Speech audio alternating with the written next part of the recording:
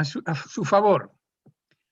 La antena vertical es la que cabe en el terrado más pequeño posible, aunque hay que tener en cuenta que se recomienda colocarle riostras de poliamida y movilizarla al máximo posible, porque hemos descubierto que si no se hace así, y aunque los americanos presuman de que son, le llaman self-standing, o sea que se aguantan por sí mismas, si no están bien inmovilizadas, se desmanguillan totalmente con el tiempo. Por experiencia propia, se había deshecho todas las uniones, tornillos, todo se aflojó y se rompió todo. Y tuve que reconstruirla y apretarla todo completamente. Son famosas por sus ángulos bajos de radiación en transmisión, algo que es muy dudoso porque, como vamos a demostrar a lo largo de esta charla, eso solo se produce cuando los terrenos sobre los que está son muy buenos conductores. De todas maneras, son antenas ideales para telegrafistas, aquí falta una A, porque con buenos filtros se puede mejorar mucho la relación señal-ruido al reducir el ancho de banda de 2400 ciclos, reducirlo, por ejemplo, pues a 240, hay una reducción de ruido de 10 dB con el filtro de recepción, con lo cual ellos consiguen una mejora de la sensibilidad en el rechazo del ruido exterior bastante considerable. Pero tiene unos cuantos elementos en contra. El primero, evidentemente, que dependen de la excelente conductividad del suelo. Si esta excelencia no existe, las maravillas prometidas para las verticales no existen. Tienen una merecida fama de ser muy ruidosas, sí, porque, como veremos, las ganancias dependen enormemente de la conductividad del suelo, de una vertical, y si esa ganancia es negativa, pues eso significa que tienen más ruido, que reciben más ruido que nadie, por lo tanto son más sordas que nadie. Y sobre todo, si son monopolos y los colocamos en el suelo, nos encontramos con que dependen de la resistencia de la conexión con tierra. Y de esa resistencia se nos puede ir toda la potencia de transmisión si no hacemos una toma de tierra debajo del monopolo que sea de una baja resistencia óhmica considerable. Bueno, que sea muy baja, no considerable, sino al revés, muy pequeña. Hablemos y empecemos a hablar de la conductividad del suelo. Si tenemos un monopolo sobre un suelo perfecto, los modelos te dicen que hasta con 0 grados de ángulo se consiguen hasta 5 dB de ganancia, pero eso es un suelo perfectamente conductor, que en la práctica, ¿qué sería? Pues no sé, en la cabina de un coche, pero solo afecta al suelo inmediatamente debajo, no al suelo más alejado, por tanto, ni así. Ha de ser sobre una... Porque si vamos sobre una marisma o sobre agua salada, nos encontramos con que ya ha perdido 1 dB y la cosa ya no es tan perfecta. Aquí tenemos un monopolo de 10 metros de alto para 40 metros que presenta una ganancia de 4 dBi en los modelos para un ángulo de 10 grados, 9-10 grados. Fantástico, pero ha de ser sobre agua salada, que es una excelente conductora. Si el terreno empieza a ser un poco pobre, nos encontramos con unos chascos tremendos, con un suelo poco conductor, una antena a 15-20 grados, que sería el ángulo óptimo de una vertical, nos encontramos que esa cifra se ha convertido en negativa. Dicen los modelos que está a 3,5 dBi, nada menos. Y si el suelo es mal conductor, bueno, pues a 15 grados, aquí lo he exagerado un poco, nos está diciendo que está a 9,71. Negativos, 10 dB negativos, sobre una antena isotrópica. Estamos hablando de dBi. Teniendo en cuenta, si no recordáis, y que lo hemos enseñado otras veces, que cualquier antena horizontal, por malo que sea el terreno, bueno, no sé si lo tengo aquí puesto, no lo tengo aquí puesto, eso lo veremos más adelante. Pero pensemos siempre que hay dos tipos de antenas verticales. Los monopolos que se colocan sobre un plano de tierra natural muy bien conductor, que ya decimos que es inexistente en la práctica, y los dipolos verticales con cualquier tipo de radiales que hacen de contraantena. Me refiero a que si una antena tiene radiales, en el fondo es una antena y contraantena, y por tanto, en el fondo estamos hablando de un dipolo. Pero veamos otra vez las antenas con plano de tierra natural. Fijaros en que hay dos zonas también a tener en cuenta. La zona que está más o menos hasta la altura de la antena es donde rebotan las señales que salen con ángulos superiores a 45 grados. Por tanto, diríamos que son la zona de comunicaciones en EVIS. Para comunicaciones en EVIS es importante que el suelo inmediatamente debajo de la antena sea muy buen conductor. Sin embargo, si buscamos ángulos inferiores a 45 grados, cuando el rebote se produce del campo eléctrico generado es principalmente por la punta de la antena, que es la que tiene el máximo de tensión eléctrica, este campo eléctrico se ha de reflejar a zonas con ángulos más bajos de 45 grados y por tanto más alejadas, si hiciéramos un triángulo, más alejadas de la longitud, de la altura de la antena. Por tanto, estamos hablando que la reflexión se tiene que producir bastante lejos de la antena, que lo que hay debajo no importa para nada.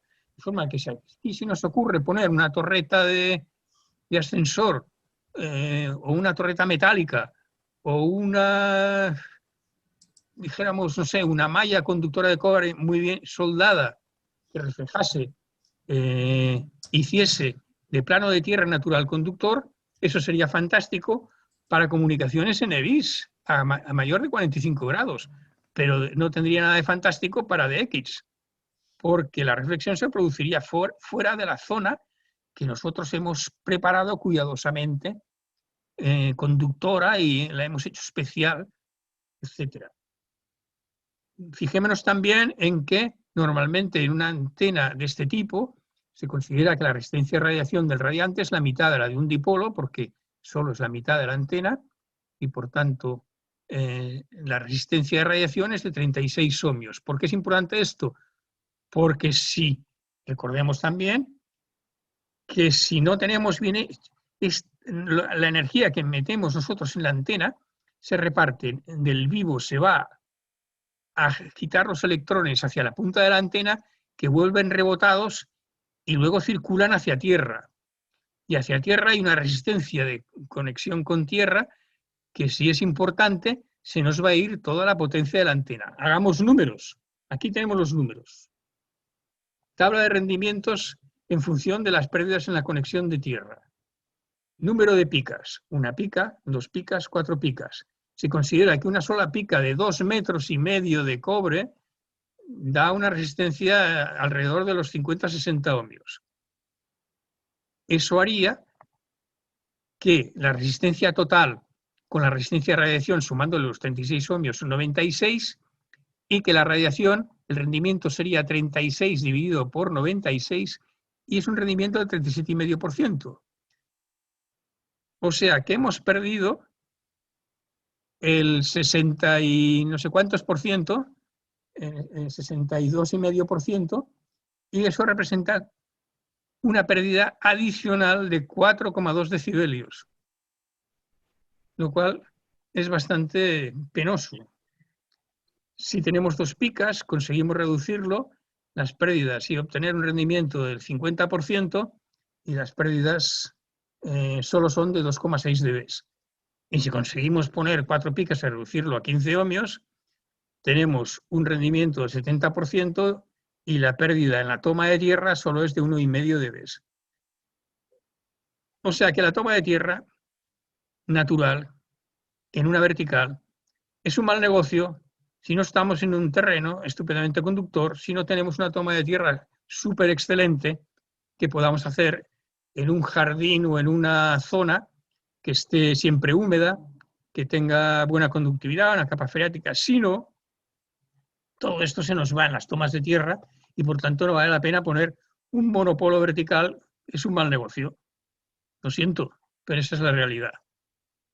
La solución, poner contraantenas con radiales, por supuesto, Pero Tudisvers, N6 Kilofox, demostró en QST de mayo del 2010, en su artículo que experimentó con todas las tipos de radiales situados a todos los niveles, que los radiales enterrados eran el peor de las soluciones posibles y le quedaba peor rendimiento, mirando los ángulos bajos de radiación con una antena situada, no me acuerdo ahora de la distancia en que lo ponía. Llegó a la conclusión de que no valía la pena poner más de 16 radiales, que no sirve para nada que sean más largos de 1/8 de longitud de onda, porque el factor de velocidad de unos radiales enterrados reduce el factor de velocidad de una forma considerable, de forma que es un 50% de la velocidad de propagación en un cable de cuarto de onda que no esté enterrado. Por tanto, la mitad. Si pones más largos, no sirve de nada. La corriente aquí no aumenta, la corriente del monopolo tampoco, y es perder el tiempo. Y tened en cuenta que tampoco actúan como reflectores, porque serían reflectores para una posible propagación en EBIS, pero para una propagación de ángulos bajos para el DX, nada de nada. Por consiguiente, él recomendaba y probó también radiales sobre el suelo y demostró que tampoco servía de nada poner más de 16 radiales porque el incremento era de décimas de decibelio, al doblarlo a 32 y a 64, que no sirve para nada poner una longitud superior a 1/6 del alma porque considera que el factor de velocidad es 0,66 de los radiales situados sobre el suelo. Esto habría que tenerlo en cuenta si pensamos en antenas NBIS en el que queremos ponerles un reflector debajo. Habría que tener en cuenta que la longitud del reflector debería ser más corto porque situado sobre el suelo hay que aplicar un factor de velocidad de 0,66 o 0,60, porque esos son valores muy aproximados que dependen del tipo de suelo exactamente. Era mucho mejor poner los radiales a 15 centímetros del suelo y que bastaba con 4 radiales y opuestos para que se cancelase su radiación en el espacio lejano, su radiación horizontal, y que eso daba mejores señales en ángulos bajos de radiación a considerable distancia de la antena. Y todavía era mejor colocar radiales bien elevados a más de 2,5 metros, porque en ángulos bajos se conseguía mejor radiación. Pero bueno, nosotros la antena que pensamos es en la ground plane y no nos damos cuenta de que es una antena con plano de tierra artificial, que lo del plano artificial es mentira porque no hace en absoluto de plano de tierra, no refleja absolutamente nada, sino que lo que hace es proporcionar una contraantena.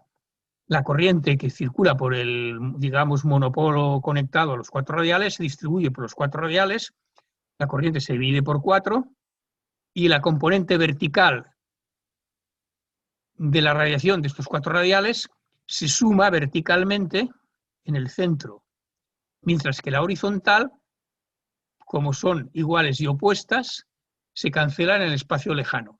De forma que esto es un dipolo, algo asimétrico, podríamos decir que es un poco window, colocado en vertical, en que este tramo es, dijéramos, la componente vertical de este triángulo y es radiante, donde se suman las 4 corrientes y los campos eléctricos de los 4 radiales en vertical y se añade a la radiación de la parte que podríamos llamar monopolo.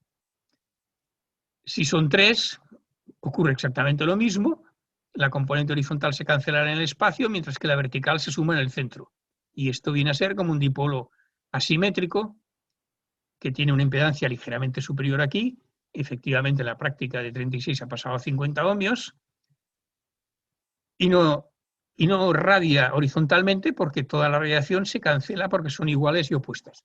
Si son 2 radiales solamente por banda, nos encontramos con que perpendicularmente a las 2 radiales sí que se cancela la componente horizontal porque son iguales y opuestas, la vertical se suma exactamente igual que las demás, pero en dirección de los 2 radiales o iguales opuestos, el campo eléctrico generado por este lado en esta dirección no está con la misma fase opuesta del radiado por este y no se cancela totalmente en el plano de horizontal, o sea que esta radia un poquito horizontalmente también. Pero volvamos a la conductividad del suelo y volvemos a ver que si en los modelos nos dicen que si el monopolo es sobre suelo perfecto, tiene una ganancia preciosa de 5,26 dBi a 0 grados. Y sobre agua salada ya no es tan bueno, pero no, bueno, todavía a 15 grados o a 10, incluso a 20 y a 30, bueno, 4 dBi se mantiene más o menos con un ligero descenso aquí para 30 y 35 grados, pero bueno, con una radiación fantástica, pero estamos hablando sobre agua salada, ¿eh? En cuanto pasamos a un suelo poco conductor, nos encontramos con el chasco de que ya la radiación máxima está en números negativos de 3,49 y si el suelo es mal conductor, la cosa ya es penosísima, porque estamos en 7, 8 y 9 de ganancia negativa. Teniendo en cuenta que sobre un terreno poco conductor o mal conductor, un dipolo horizontal situado a una altura de media longitud de onda, por ejemplo, un dipolo de 20 metros colocado a solo 10 metros de altura, nos da una ganancia de 7, de 6, entre 6 y 7 dBi, según la calidad del terreno. Lo vimos en la sesión anterior. Positivos. Y estamos comparándolos con antenas que nos están dando menos 5, menos 4 a menos 10 dBi negativos. La diferencia es más de 10 decibelios en contra de la vertical con radiales. Nada menos, señores. Lo cual demuestra que son mucho más sordas. Aunque transmitan con ángulos de radiación bajos, ahí hay pérdidas en transmisión y en recepción. No hay color. Y siento tener que insistirlo. Pero de todas maneras, veamos los tipos de verticales, los hemos visto alguna vez. La GAP Titan, si os fijáis, está alimentada en el centro y tiene todas las resonancias conseguidas con stubs, que algunos arrancan de la parte inferior y se van hacia la parte superior, que tiene 2, y los otros aparcan de la parte superior y bajan hacia abajo y tiene 4. Y algunas prolongaciones por aquí para conseguir 8 o 10 bandas, resonancia en 8 o 10 bandas. Este es un radial para 40 metros que yo lo quité porque era absolutamente inútil en la... No se notaba absolutamente nada, si estaba o no estaba, ni siquiera en la ROE. Tenemos una vertical MFJ multibanda, que fijaros, aquí se ve muy bien que para 80 metros le colocan un sombrero y una bobina adicional y un radial adicional especial, solo para 80 metros. Para las demás bandas va teniendo finales progresivamente, stubs para conseguir más resonancias, y está alimentada en esta parte de aquí, con un balón aquí, que no está claro si está conectado al medio o aquí. De todas maneras, la antena parece algo asimétrica y se parece más a una window alimentada fuera del centro, colocada en vertical. Exactamente igual como vamos a ver en la Cushcraft, que también tiene sus radiales, esta vez horizontales, con su adaptador aquí, y se ve claramente que estos radiales son el final de la antena y el otro extremo de la resonancia es el vértice superior, con sus resonadores, stubs paralelos, etc. También viene a ser como una window para aumentar la impedancia aquí, y es un dipolo vertical asimétrico en cuanto a su estructura. La Bushcraft R9 me parece que empieza en los 80 metros y es muy popular. Y la High Gain, en esta foto se ve también aquí la cantidad de sombreros y terminaciones que tiene para dar todas las resonancias. También se ven radiales aquí. Es otra forma de realizarlo todo. En la R9 no hay sombreros capacitivos en este lado. En la High Gain sí que los hay, con distintas longitudes para conseguir todas las resonancias, etc.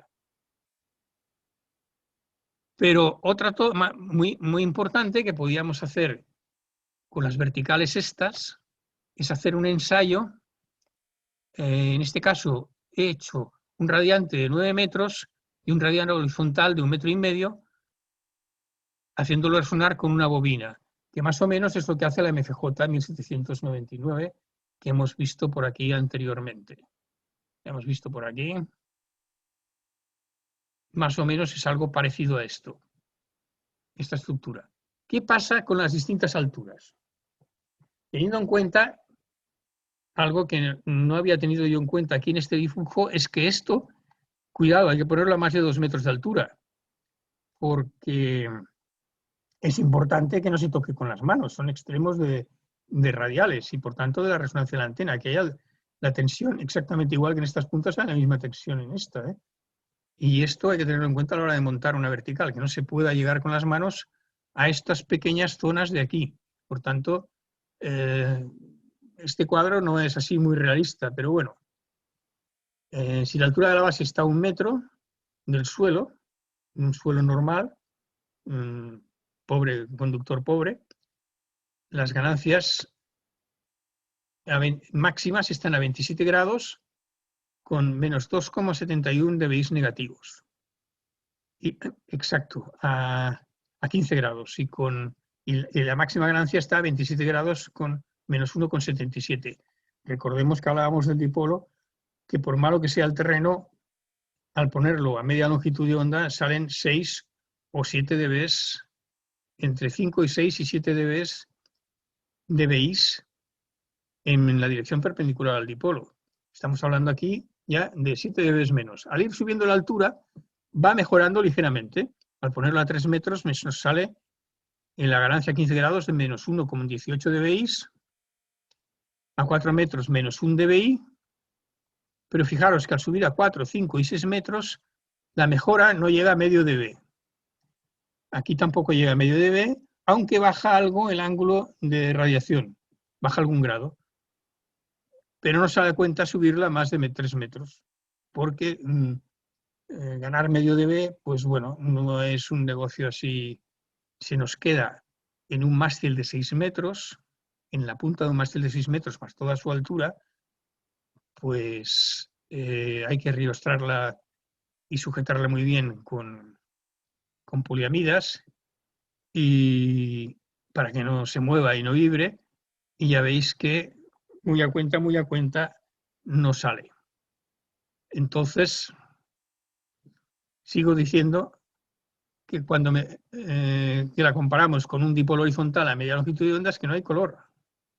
Estamos hablando de 6, 7 positivos contra menos 1, menos 2, menos 3 negativos.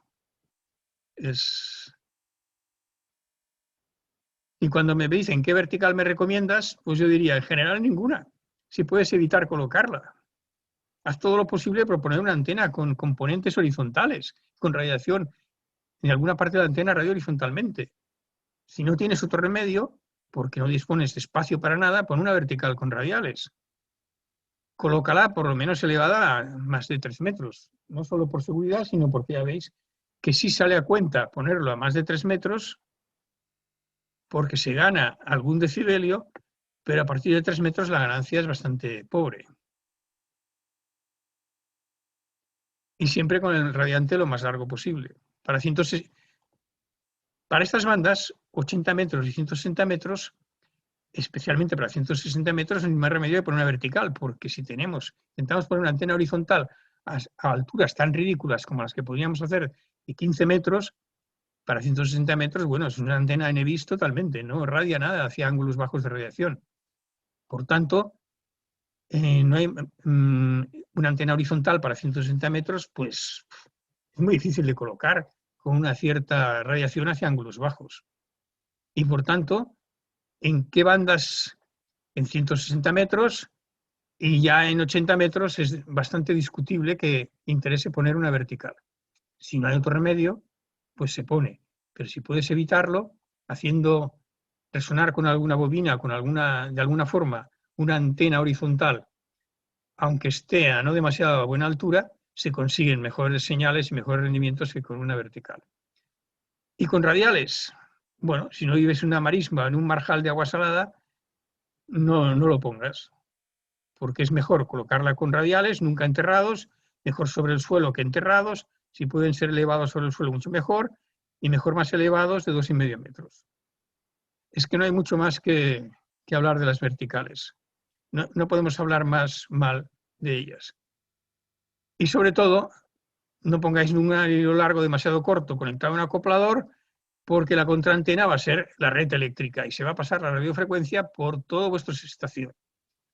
Y bueno, sí, se puede intentar arreglar con una toma de tierra exterior, sobre todo al shack, e intentar acoplar un hilo de cualquier longitud con una toma de tierra aquí que normalmente será bastante roñosa y por tanto tendrá pérdidas a manta aquí, más la calidad del suelo que será mala.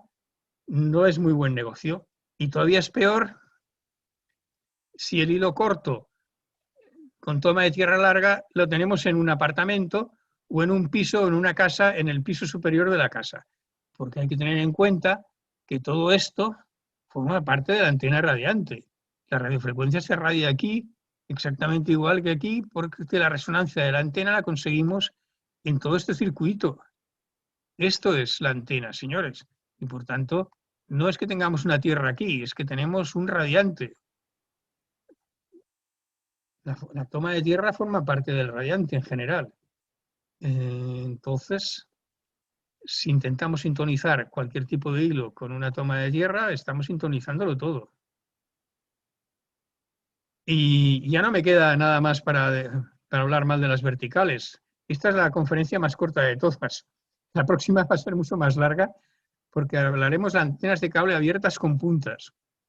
Y mi interpretación de lo que representa el que tenga puntas y cómo evitarlas, eso será en otro día en que hablaremos de las antenas de cable cerradas, las que forman un circuito cerrado. En principio, la idea es hacer el tema de las antenas de cable abiertas el jueves 11 de marzo a las 7, o sea, dentro de 2 semanas exactamente, que todavía estaremos y todavía se podrá hacer otra antes de Semana Santa, que será 15 días más tarde, que será el 26 de marzo, si no me equivoco, en que hablaremos de las antenas de cable cerradas. Y ya no tengo más cosas malas para contar de las verticales, de forma que puedo dejar y podemos charlar y discutir el tema si sobre todo alguien ha tenido, me gustaría saber de alguien que haya tenido muy buenas experiencias con verticales. A ver si encontramos a alguien y que me rebata algo de lo que